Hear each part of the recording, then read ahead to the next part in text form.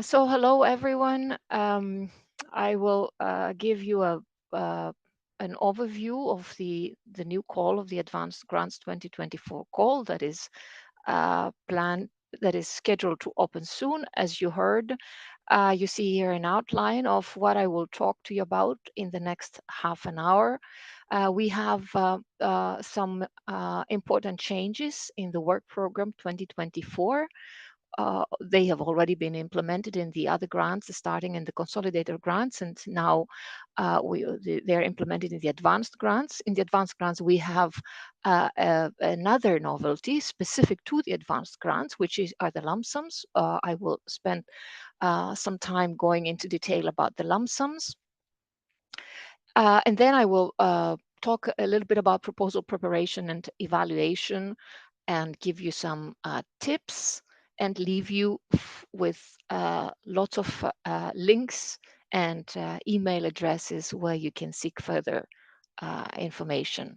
The ERC, of course, you all know, I can't resist not starting a presentation on the ERC with these figures, which are attest to the ERC's achievements since it was established in 2007.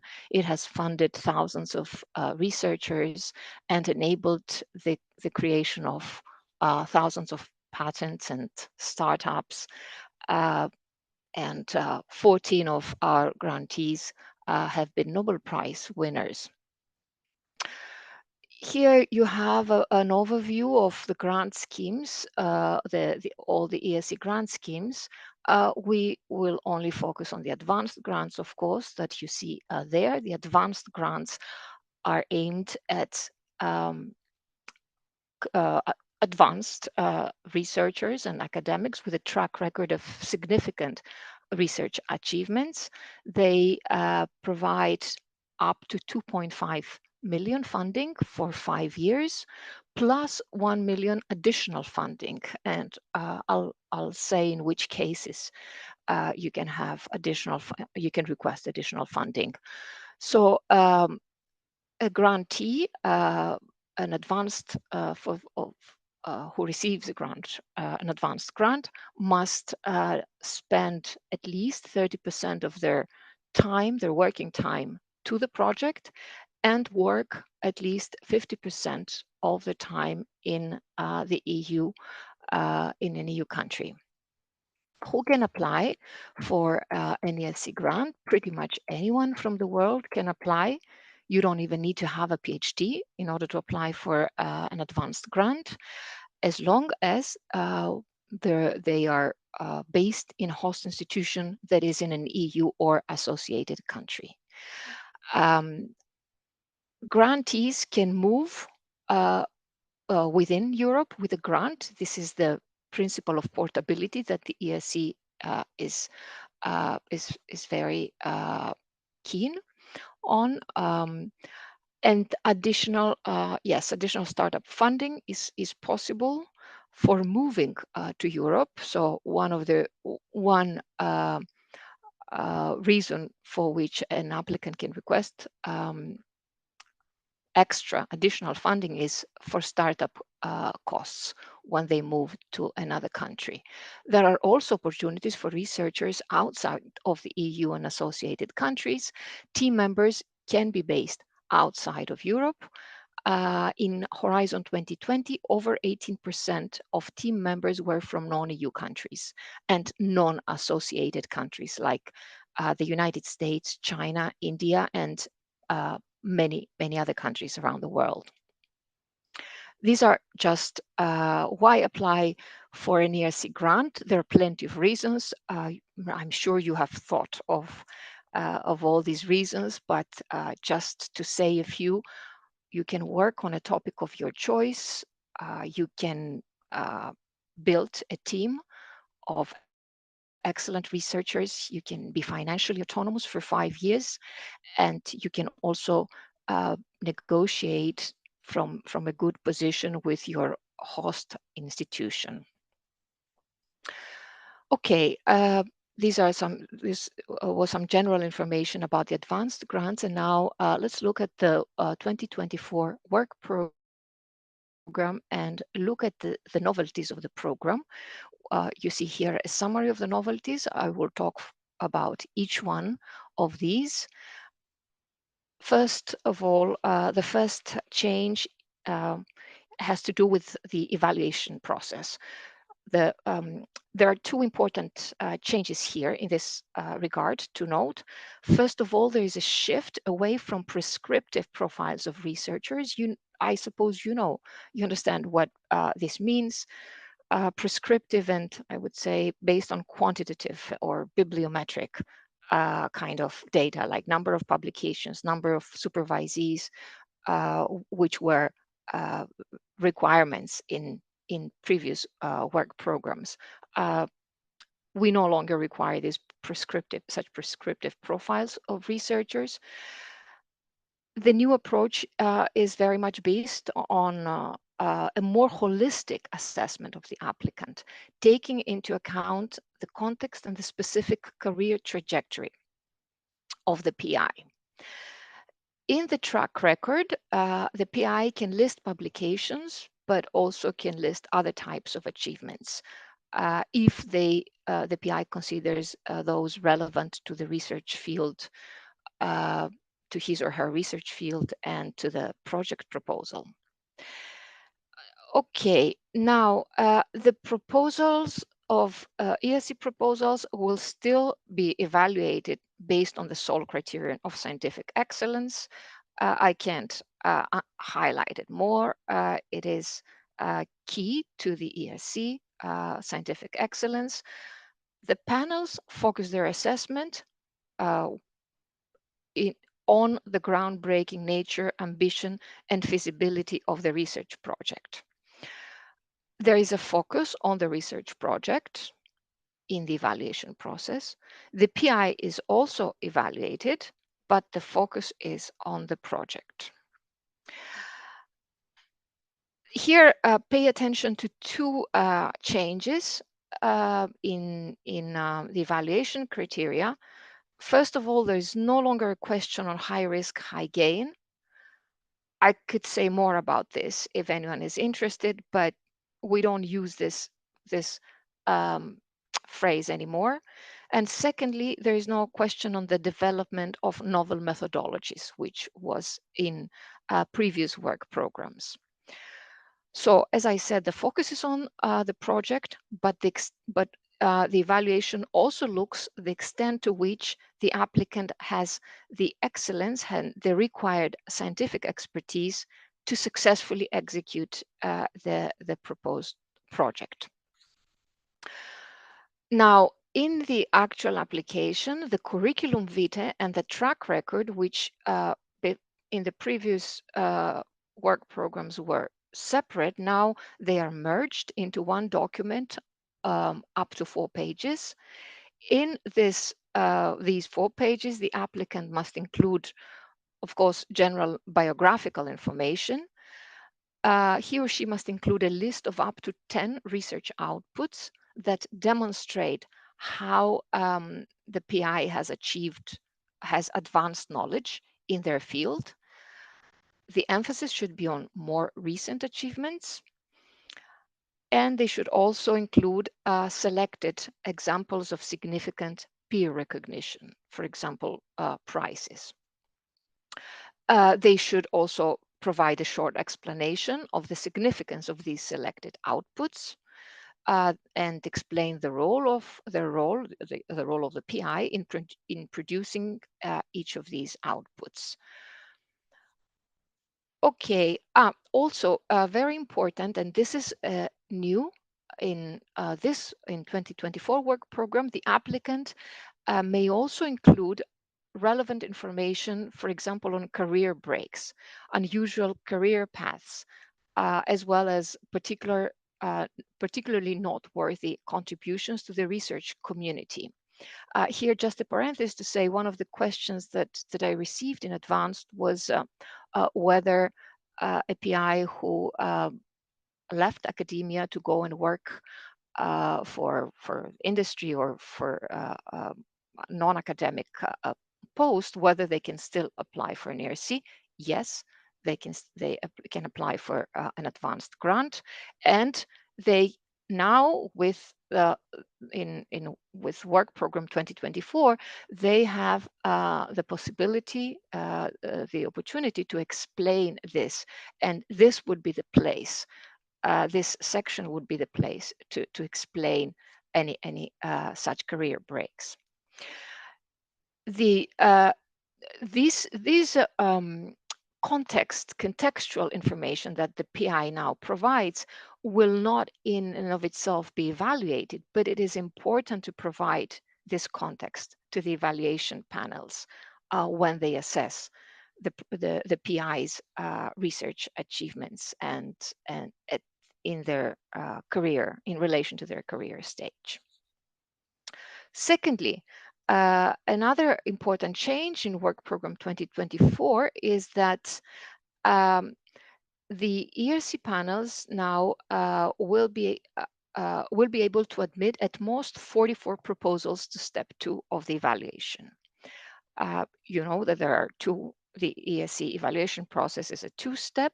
I'll say a few more things about this later in my presentation. Now, for the step 2, there is this max number of 44 proposals that can pass to it. Now, a second important change here is that in step 1, a distinction now is made between proposals that obtain a score A and are invited to step 2. So PIs are invited for an interview in this case, and proposals that obtain a score of A, but are not ranked high enough to be included in these 44 proposals that will pass to step 2. So this is important because a candidate whose proposal received a score A, but was not invited in step 2, will be able to submit a proposal, to resubmit a proposal in the following year. Okay.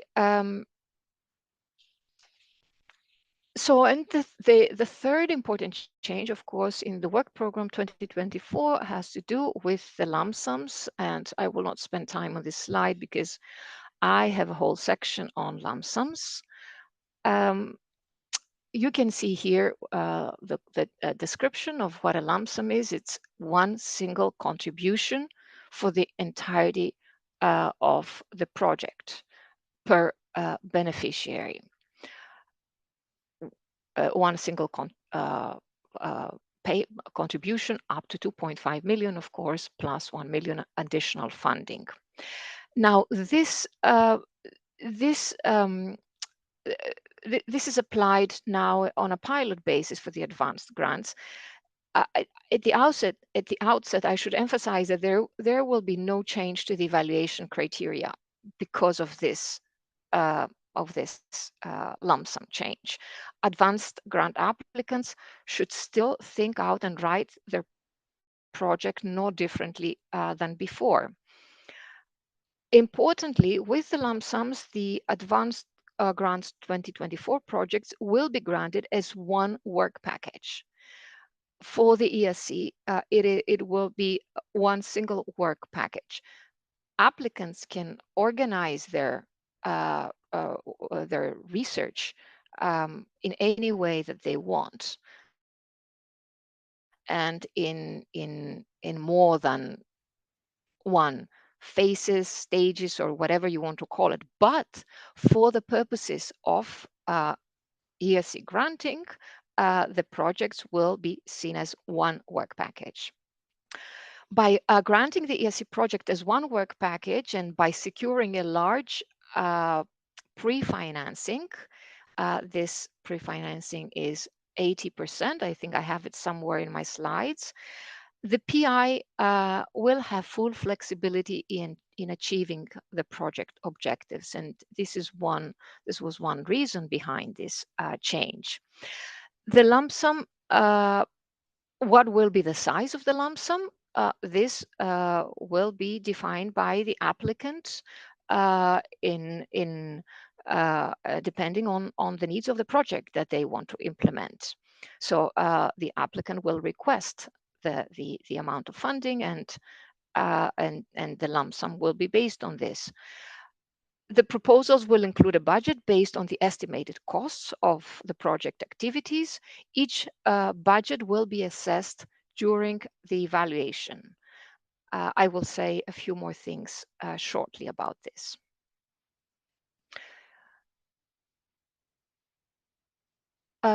Okay, once the lump sum contribution is established by the evaluation panel and the granting is concluded, the actual costs of the project when the PI implements the ERC project will no longer be relevant. The details of the budget table will not be included, will not even be included in the grant agreement. The grant agreement will only list the lump sum per beneficiary. So you can see here the flexibility that the PI will have in using their budget during their project implementation. The EU contribution will be paid on the basis of the completion of the work as described in the description of action. It will not, however, be linked to the successful outcome of the project or whether the objectives were achieved. So what do I mean here? I don't mean that you should not, that PIs should not achieve their objectives, but it may be that there are some very challenging objectives that are not fully achieved, they're only partly achieved, or that different approaches had to be implemented than those that were initially planned as the project develops. So another advantage of the lump sum model is that there will be no ex post financial audits. You may have audits, but on non-financial aspects of the project, like, for example, ethics or procurement procedures, but not on financial matters. So the lump sum will be fully paid when all the work has been carried out, as described in the description of action. And if all essential tasks are completed and equivalent tasks have been carried out, and or if deviations are duly justified. The description of action will remain an annex to the grant agreement. If there are any major deviations from the initial plan, the PI should consult the agency staff whether these would require an amendment. We do not, however, expect to have more amendments with the lump sums than we have today. In case the applicant declares a partial completion of the project, which, for example, it may happen if you have an early termination of the project, then the lump sum will be paid partially in line with the percentage of the project's completion, as declared by the PI again. Okay, here you see a timeline of the upcoming call. It opens on the 29th of May, and the deadline is 3 months later, 29th of August. Step 1 meetings are scheduled to take place in late November and early December. Full feedback to applicants on Step 1 will be sent by the end of January. The Step 2 meetings are scheduled to take place in March 2025, and the final communication of the evaluation results will be in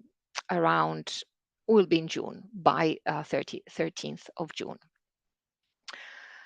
The indicative date for signing grant agreements for the successful applicants is 18th of November 2025.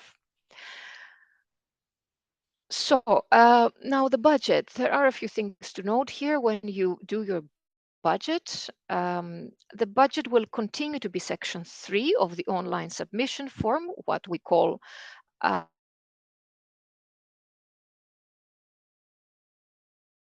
estimates that are eligible, of course, um, in same eligibility conditions as for the actual cost grants. The estimated costs should be reasonable, they shouldn't be excessive, and they should be in line with the beneficiaries' normal practices, in line also with the best value for money and no conflict of interest principles. These principles are covered by this declaration that you see here in italics on this slide. This is declaration number 10, which is applicable to all EC actions that apply the lump sum funding model.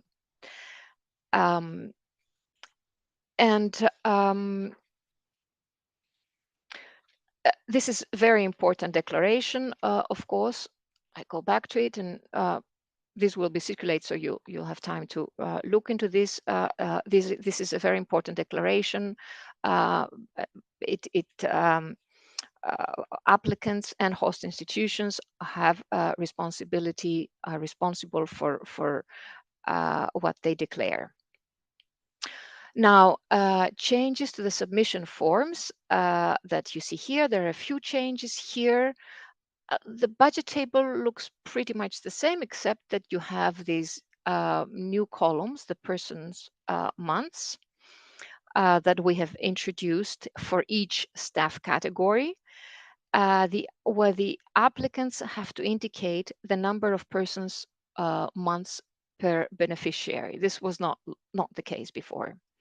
So you have these 5 additional columns in orange. The applicants will introduce the total personnel cost per staff category, and the system will automatically calculate the average monthly cost for the PI, for senior staff, for postdocs, and so on. The other cost categories in the budget table remain the same.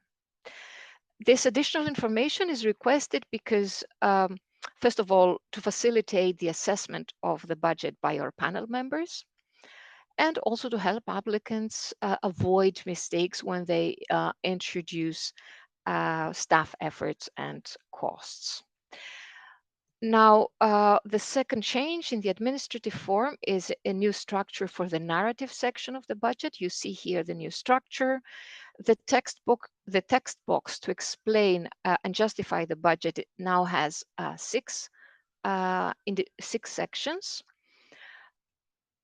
These A, B, C, D plus 2 new sections. The first new section allows the applicant to explain any request for additional funding.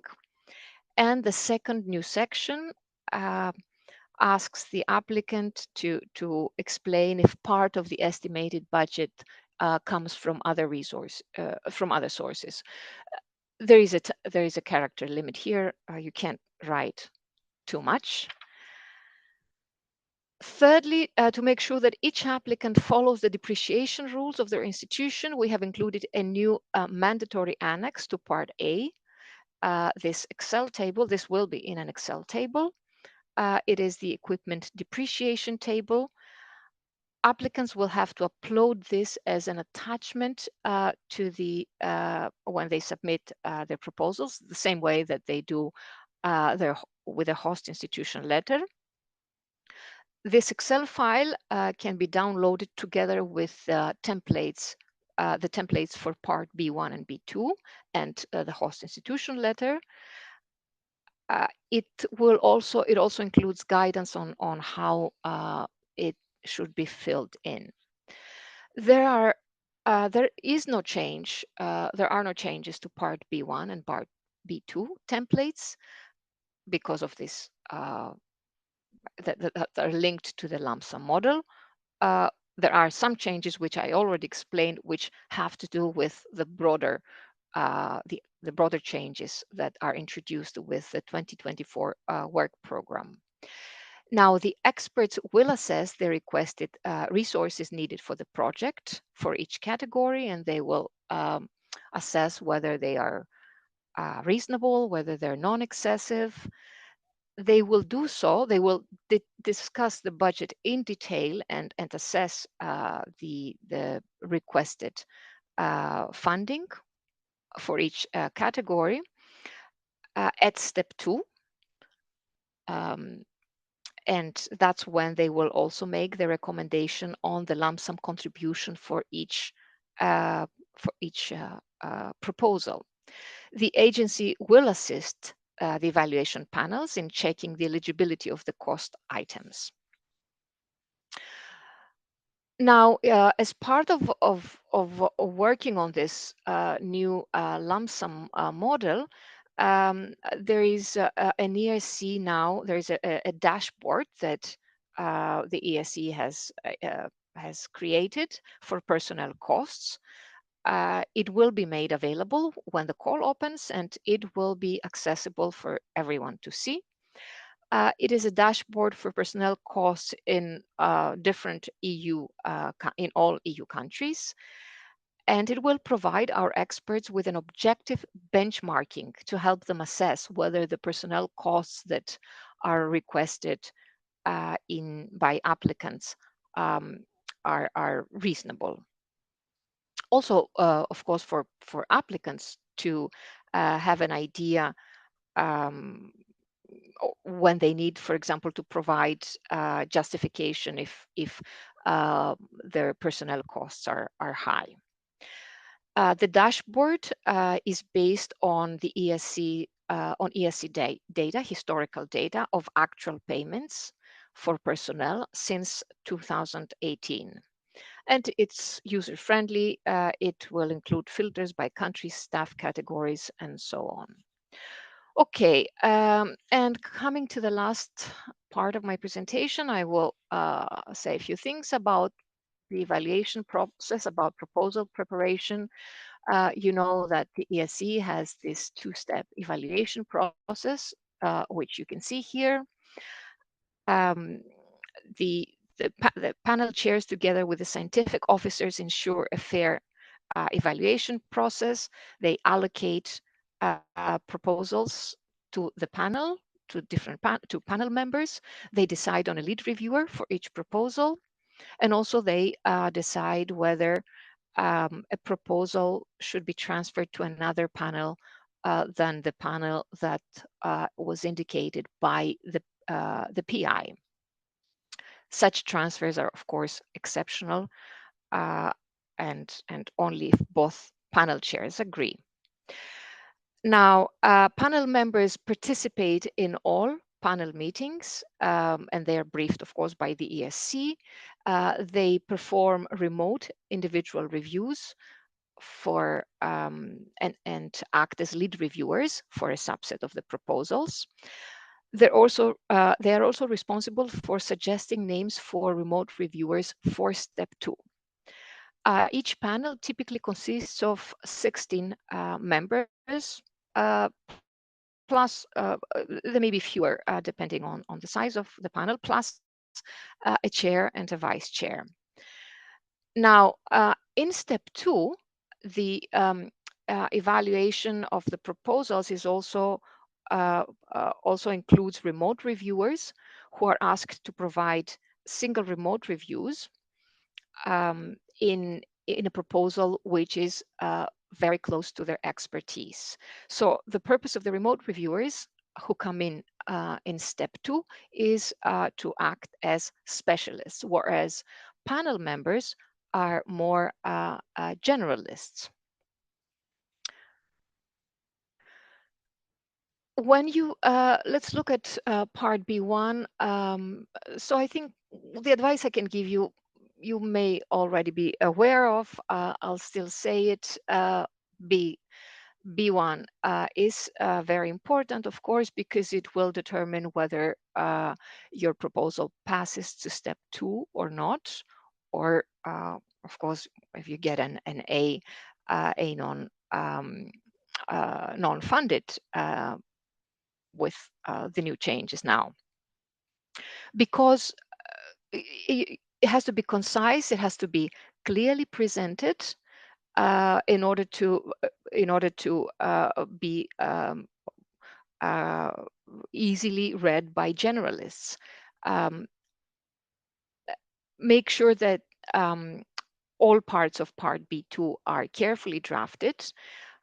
There shouldn't be any excessive highlighting.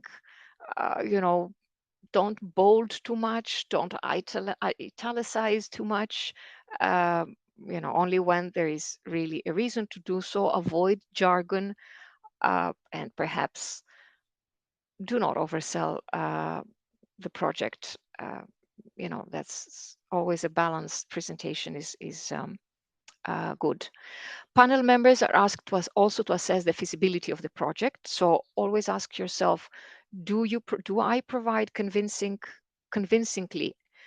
do I provide convincing elements on the scientific approach of my project?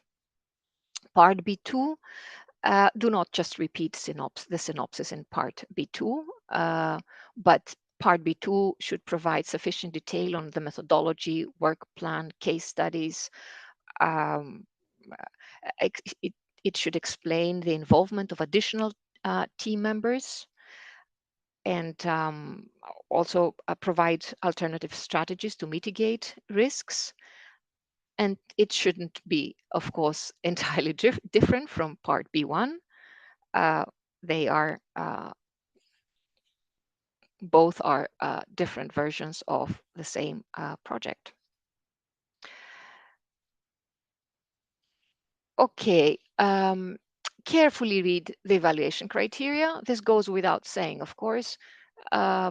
There are a few changes. You'll see there the groundbreaking nature, ambition, and feasibility. No high risk, high gain anymore.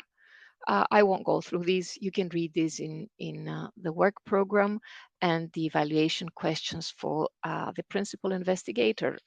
Panel structure, there are a few changes in the panel structure.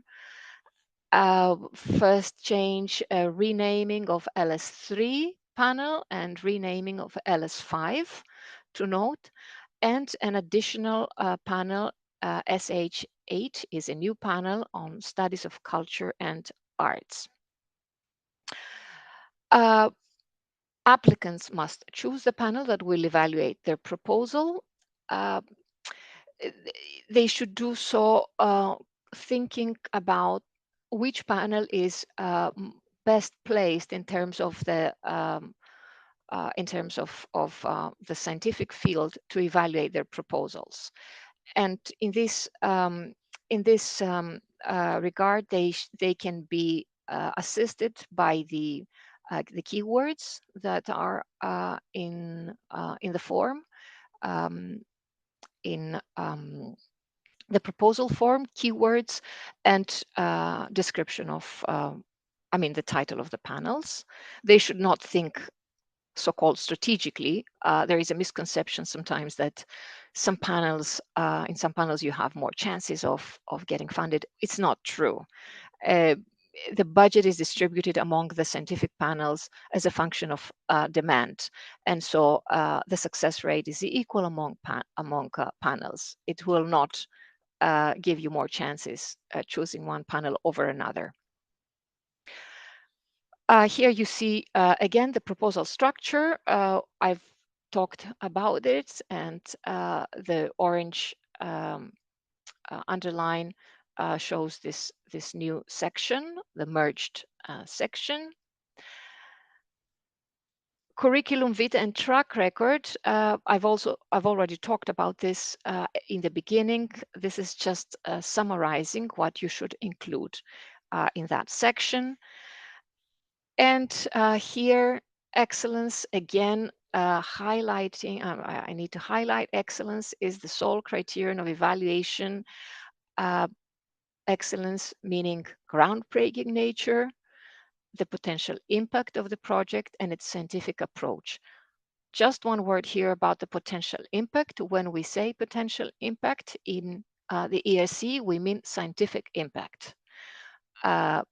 ERC funded research is curiosity-driven research.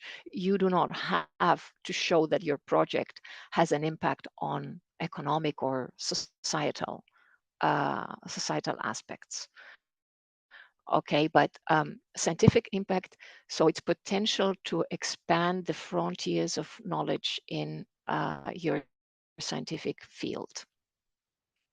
And yeah, you see also the aspects for which the principal investigator is evaluated. The host institution is not evaluated. It is not an important consideration in the evaluation process. Typical reasons that the proposal may be rejected, they're not exhaustive, but there are some frequent reasons. The research proposed is incremental. The scope may be too narrow, or conversely, it can be too broad and unfocused. The hypothesis and objectives or the work plan are not very clear. Insufficient risk management. Yes, I think these are some reasons. And for the principal investigator, insufficient track record or poor performance, not addressing the questions that are posed by the panel members in step 2. Reminders, when you prepare your proposal, of course, you have to consult all the necessary documents. You have to register early. I mean, you can register anytime, but we advise you to register early on the Funding and Tenders portal. Proofread your proposal. And of course, if you have any questions, do contact us. This is the address for in which we receive the email address in which we receive applicants' questions, and we reply to each and every question that we receive with thoroughness. This is also one last thing for those of you who are curious or interested. We have the ERC dashboard in which you can look for the projects that the ERC has funded for the previous years. You can navigate and look for projects with different with different categories. And the data hub of ERC funded projects here, where you can find ERC funded projects by countries, by panels, even by budget, the different years, the grant type, and so on. This is it on my part, and I hope I haven't exceeded too much the time. Thank you very much, and I'm happy to take any questions if you have. Many thanks, Dia, for this very clear and very complete overview of the call. Indeed, some questions were raised during your intervention. The first one is about the eligibility condition to apply. So how is a significant research track record defined? Could you please elaborate further on that? Significant track record. Yeah. Okay, I said already a few things. So the applicants with the changes introduced with Work Program 2024, applicants now have to select the output that they consider mostly represent their achievements in the field. So it's not based on quantity, on number of publications anymore. That should be very clear. It doesn't matter if you have 100 publications or if you have I don't want to say 10, but if you have half of that or less. So it's so that's one thing that the PI now has to consider and explain why they consider these publications, or they may not be publications. In some fields you have books, for example in the social sciences, whereas in other fields, well, economics too, you don't have books, you have articles. journal articles. In other fields, you may have patents, for example, which are more important. So we don't have the prescriptive profile. So in this sense, I cannot give you a specific prescription like we had in the past. You need to have 10, like, you know, you need to have 10 publications, I'm saying random numbers, 15 supervisees, PhDs or postdocs. That's no longer the case. Also, impact factor, things like impact factor do not matter. So yes, perhaps they're not so easily comparable, these kinds of PI profiles. When they're not prescriptive, they're not easily comparable. But the advantage here is that it diversifies the profile. It gives of researchers who can successfully bid for an ERC grant. Okay, thank you. We have another question regarding eligibility. Will retired researchers who are still linked to their research institute be eligible for an advanced ERC grant? Sorry, I didn't hear the first. If a researcher who is will retired researcher who are still linked to their research institute be eligible for an advanced grant? Yes, the answer is yes, as long as they meet the criteria, the time commitment criteria, which I mentioned in the beginning. So 30% of their time in the project and 50% of their time working in a host institution in an EU or associated country. Of course, they will have to have a contract, an employment contract, but age is not it is not it's not a criteria. It's irrelevant, in fact, age. Okay. The oldest applicant, the oldest grantee in Horizon 2020 was 72 or 73 years old, if I remember well. Okay, thank you. We have another one concerning the portability of the grant. Can it be decided during the project, or does it has to be already defined at the time of the submission? Anytime. It is. This is one of the most attractive aspects of an ERC grant, that this principle of portability, which the ERC holds very dearly. So it can be at the time of proposal submission, but it can also take place once the grant once a proposal is funded, and then the PI may decide to move to another host institution, which of course must be in an EU or in an associated country.